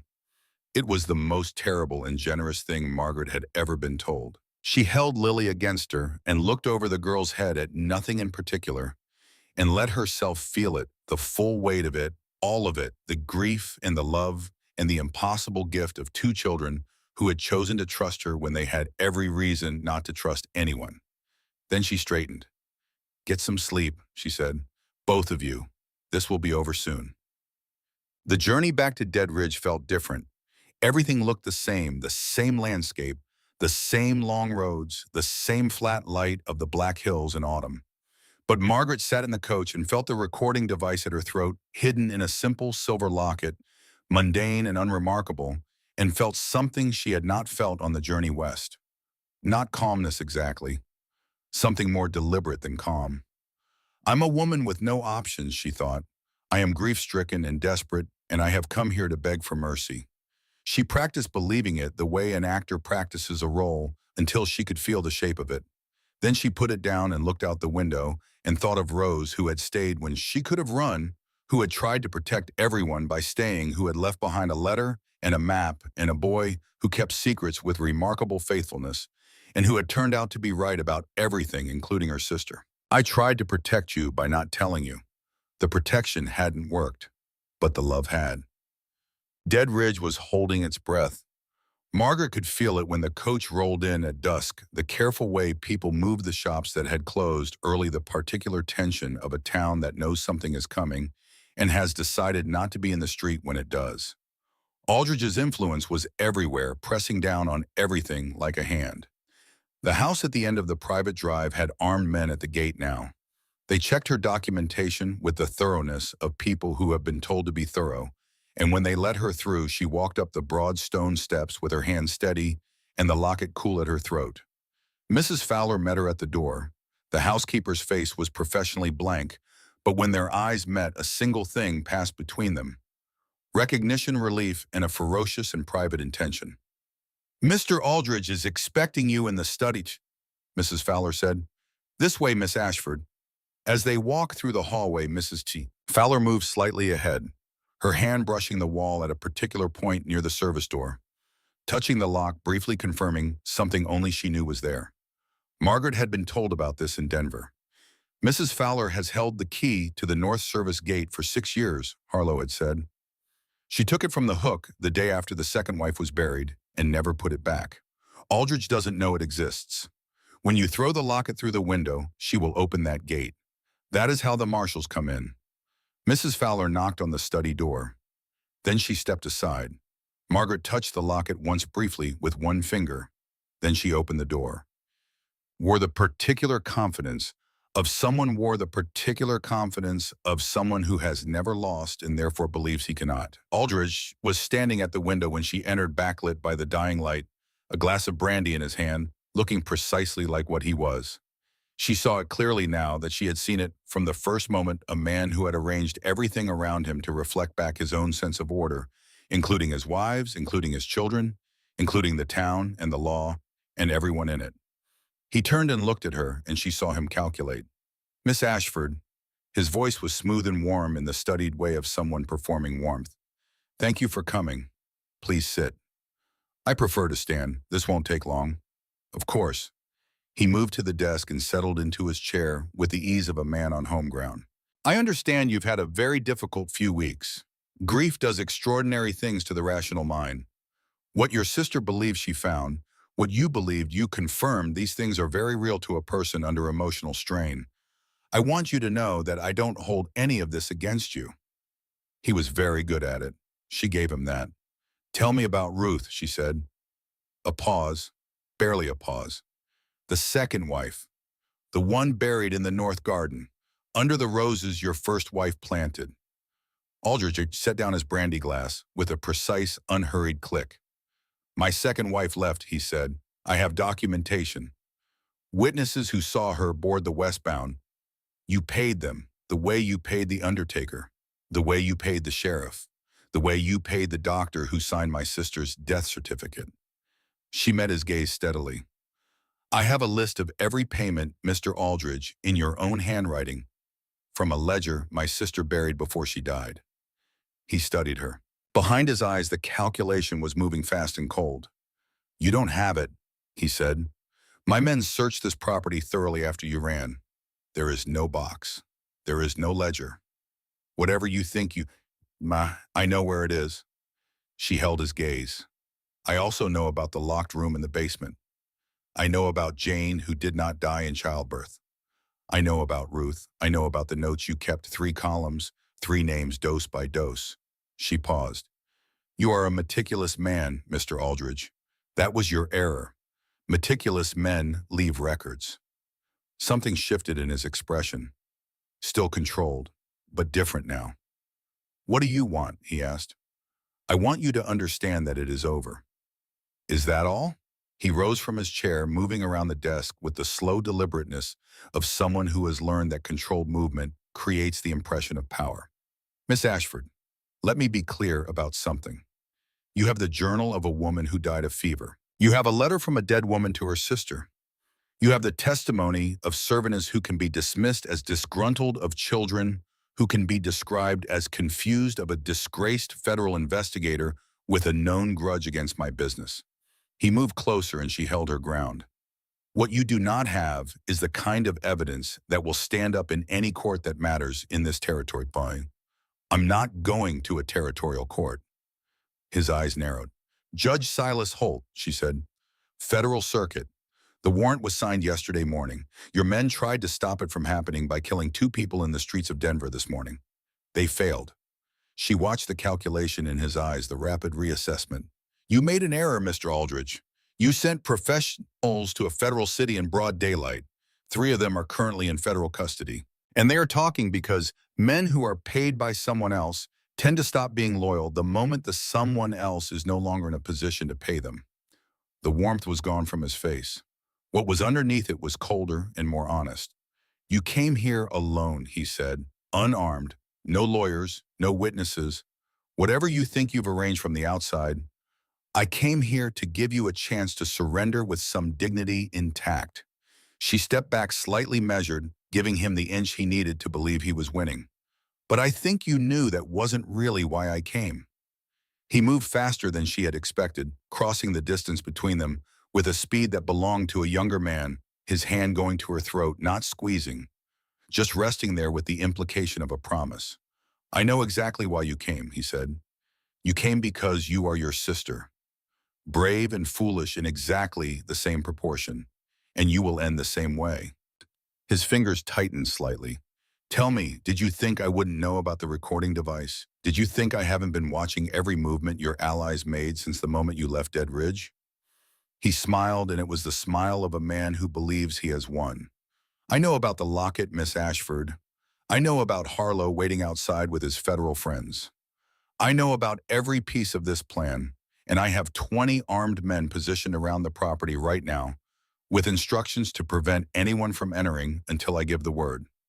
She looked at him, and she did not let herself feel afraid, because fear now would accomplish nothing, and what was needed now was a little longer, just a few more seconds. Everything you've just said, she said quietly, is on the record. He stared at her. My men outside cannot prevent Mrs. Fowler, Margaret said, from opening the North Service gate, which she is doing right now. For the first time, something flickered in his eyes that was not calculation. Something that understood too late that there had been a piece he had not accounted for. A woman who had held a key for 6 years and said nothing, waiting for the right moment. Not a servant, a witness who had outlasted everyone else. She stepped back from his hand, reached up, took the locket from her throat, and threw it through the window. The glass broke. Outside, far away, and then suddenly very close, came the sound of men moving fast. Aldridge reached into the desk drawer. She had expected this. She was already moving sideways, putting the desk between them, as the door burst open and Harlow came through it with his gun drawn and his eyes taking in the room in 1 second flat. "Put it down, Aldridge." "It's over," Margaret said from the far side of the desk. "The gate is open. There are marshals in the garden." Aldridge just looked at her with the gun still in his hand, and she saw him calculate one more time, the final calculation of a man facing the one outcome he had never genuinely believed was possible. His hand was not steady. "If I'm going down," he said, "you're coming with me." He swung the gun toward Harlow. In the fraction of a second before his finger could move, Margaret picked up the heavy ledger from the desk, Aldridge's own orderly records, and threw it at his head. It connected solidly. He stumbled back, the gun going off wide, the bullet striking the ceiling and sending a rain of plaster. Harlow was on him in the next instant, the gun gone, Aldridge's arms behind him with the practiced efficiency of a man who had done this before, who had been waiting a long time to do this to this particular person. Marshals came through the door, then more. Handcuffs, and Aldridge's voice still controlled, still performing authority, even now demanding lawyers and filing grievances, and insisting on his standing, and Margaret leaning against the far wall, with her hands pressed flat against the wood behind her, listening to the sound of it all, and feeling the shaking work its way through her from somewhere very deep. Harlow crossed the room to her. His hands were gentle, checking her face, her throat. "Are you hurt?" "No," she breathed. The recording. The marshals outside heard everything. Two of them were close enough to confirm the glass breaking as the signal. "Montgomery's people have the locket." He looked at her steadily. "It's enough, Margaret. It's done."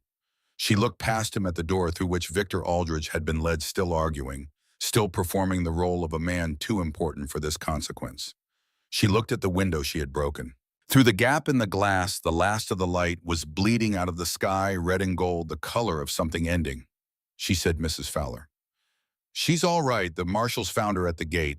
She let them in and then sat down on the step and apparently refused to move until someone brought her a cup of tea. A pause. "She's fine." Margaret let herself breathe. "It's done," Harlow said again quietly. She looked at him. He had a cut on his head that was starting to show through the dried blood, and he was watching her with an expression she had seen once before at the campfire 2 nights out from Dead Ridge, when he had told her about the women he had not been able to save in time. Something in him had put that weight down. She could see it. "Yes," she said, "it is."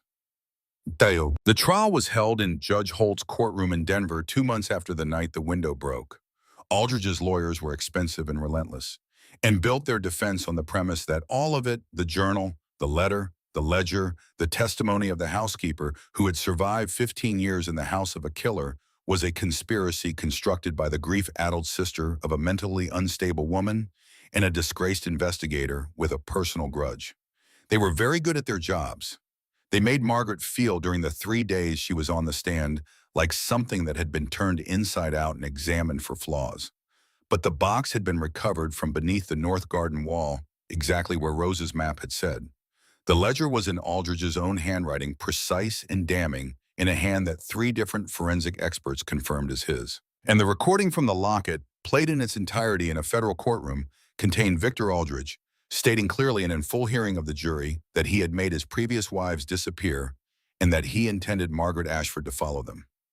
You could not pay your way past your own voice. The jury deliberated for less than 4 hours. Guilty on all counts. Judge Holt sentenced Victor Aldridge to death by hanging, and when the verdict was read and the gavel came down, Margaret sat in the courtroom and listened to the specific quality of that silence, and felt it mark something inside her, the end of one kind of time, the beginning of another. She was not there for the execution 6 months later. She was somewhere else by then. No. The ranch in Montana was smaller than the house in Dead Ridge by considerable measure.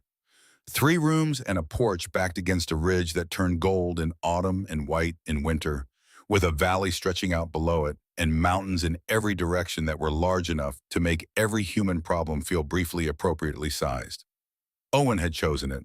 He had spread every property advertisement Harlow had brought him across the floor of the safe house in Denver, and he had studied them with the focused attention of a boy who has learned that the environment you live in determines how safe you feel in your own skin, and he had pointed at this one and said there, not because it was the biggest or the most impressive, but because it was far enough from a mine town that you could not hear dynamite from the porch. They had moved in on a clear November day, with the light flat and cold, and the grass already going straw-colored in the valley. The wagon had been full furniture supplies. Owen's books, Lily's painting supplies, Margaret's mother's silver brush, and a tin box containing a cutting from the rose trellises at Dead Ridge wrapped in damp cloth and soil. That had been Lily's idea. Margaret had not tried to stop her. The roses had been planted along the south wall of the ranch house where they would get the most light. They were small, still barely a hand's breadth of growth, but they had held through the winter and put out their first pale shoots in the March thaw. Lily watered them every 3 days without being reminded.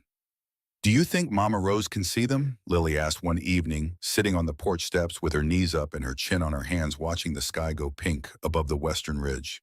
Margaret sat down beside her. She had been watching Owen in the lower field, where Harlow was teaching him to read the weather in the shape of clouds and the behavior of the horses, watching how quickly Owen had taken to the language of the land, how his body had begun to lose its permanent tension, how he laughed now with an ease that still surprised her. "Yes," she said, "I think she can see them."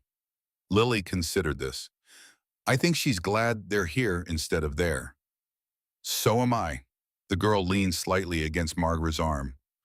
A small movement, the smallest possible version of what she meant.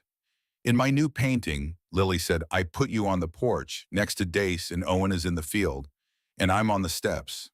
She paused. "And Mama Rose is in the mountains. She's just there in the background. You can see her if you look." Margaret looked at the mountains. They were enormous and blue-gray and patient, exactly the way mountains are entirely indifferent to the small lives arranged below them and entirely indifferent to the grief and love those lives contained. She said, "I see her." Lily nodded, satisfied. Dace Harlow came up from the lower field as the last of the light went out of the sky, and Owen came with him, still talking, his hands moving in the way of a boy who has discovered that the world is actually quite large and interesting. Harlow stopped at the porch steps and looked at Margaret, and she looked back at him, and the thing between them which had been building for weeks in the way of things that are not said but felt in the way of people who have survived something together, and found that what was left afterward was not nothing, was comfortable now. Comfortable in the way of something that does not need to announce itself because it already knows what it is. He sat down on the step beside her. Owen settled on the other side. Lily stayed where she was in the middle and looked up at the mountains. "Do you regret it?" Owen asked. He was asking Margaret in the way he often did, with the directness of a boy who had learned that direct questions were better than waiting and wondering. Margaret thought about the telegram on a Tuesday, the train journey west, the yellow room, Mrs. Fowler's whisper at the door, the blue room and the journal and the false bottom of the drawer, and her sister's voice on those last uncertain pages. The night ride, the cave, the scissors, the locket thrown through the glass and the sound of it breaking. She thought of Rose, who had stayed when she could have run, who had documented everything, who had given her map to an 11-year-old boy, and trusted him to wait for the right person. "Not for a second," she said. Owen was quiet for a moment. "Then Mama Rose was right about you." "What did she say?" "She said you were the kind of person who, when they decided something, decided it all the way. She said she always envied that about you because she could never quite do it herself." He looked at the mountains. "I think she was wrong about herself." Margaret thought of a woman writing entries in a leather journal, getting quieter and quieter, locking her door, against a man whose violence was invisible and methodical, documenting everything with meticulous care, giving a map to a child and saying, "In case you need a different way." "She decided all the way," Margaret said. "Yes," Owen agreed, "she did." They sat in the comfortable quiet of people who have been through something together and come out the other side intact. Below them, the valley held the last of the day's warmth. Above them, the first stars came out over the ridge. Lily said, "I'm hungry." Harlow said, "I'll start the fire." Owen said, "I'll get the water." And Margaret sat on the porch of the ranch house in Montana that Owen had chosen because it was far enough from a mine town that you couldn't hear dynamite, and looked at the rose canes growing along the south wall, still small but holding, and thought of everything the sentence had cost and everything it had been worth. She had come west as a replacement. She had become something Victor Aldridge had never been able to account for, a woman who knew what she was deciding and decided it all the way through to the end. The sentence he had written for her, the life assigned the future, purchased the woman, processed and installed and used and buried, had been broken. What she had written for herself was different. It was longer and harder and more uncertain in all the ways that mattered. It was hers. 20 years passed the way time does in the West. Not quickly, not slowly, but with the particular texture of seasons that are actual seasons of work that makes the body tired in a way that sleep cures, of children who become people and people who become irreplaceable. Owen went east for law school at 17. He came back at 21, thinner and more certain, with a case file under his arm and a determination to work the mining territories to represent the families that men like his father had spent decades ignoring. He was exceptionally good at it. Margaret was not surprised. Lily's paintings found their way to galleries in San Francisco and eventually to New York, and the reviews said that she had an unusual gift for capturing the quality of Western light, the way it fell on the mountains, the way it moved through grass, the way it held still for a moment at dusk just before it went entirely. One reviewer wrote that looking at her work felt like being watched over by something large and calm and patient. Lily said she would take that as a compliment. Margaret and Harlow built the life that quiet people build, without fanfare, without announcement, with the steady accumulation of shared mornings and long silences, and the particular ease of two people who have seen each other under the worst possible circumstances and decided without drama that this was acceptable. The ranch became known eventually for something beyond horses and good grazing. It became known as a place where women in difficult situations could stop. Women running from things or from people or from sentences written for them by others.